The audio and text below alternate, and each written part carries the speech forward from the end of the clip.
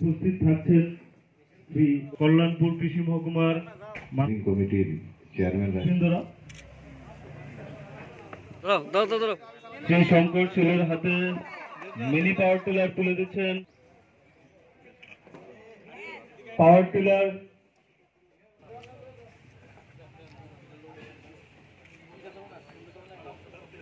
এদের নাম আমি পড়ছি। দেখেছেন আমাদের সরকার বরাবরই কৃষকদের স্বার্থে কাজ করছে। আজকে আমাদের ত্রিপুরা সরকারের সহযোগিতা এবং কল্যাণপুর এগ্রিকালচার ডিভিশনের সকলের মিলে সহযোগিতায় কৃষকদেরকে আমরা টোটাল এখানে 14 জনকে আমরা কৃষক বন্ধুকে সেখানে বিভিন্ন যন্ত্রাংশ তুলে দিয়েছি। তার মধ্যে 10টা পাওয়ার টিলার রয়েছে, একটা মিনি পাওয়ার টিলার রয়েছে এবং 4টা পাম্প সেট রয়েছে।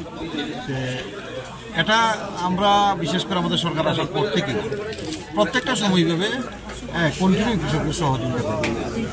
বরাবরই আজকেও সেই কাজটা আমাদের দপ্তরের আধিকারিক যারা রয়েছে এবং আমাদের যারা নির্বাচিত প্রতিনিধি রয়েছে সবাই মিলে সেই বেনিফিশিয়ারিদের মধ্যে সেইগুলি তুলে দেওয়া হলো। একটাই লক্ষ্য উদ্দেশ্য, যাতে কৃষকদের আয় দ্বিগুণ করা যায় এবং আমরা অনেকটাই এগিয়ে গেছি।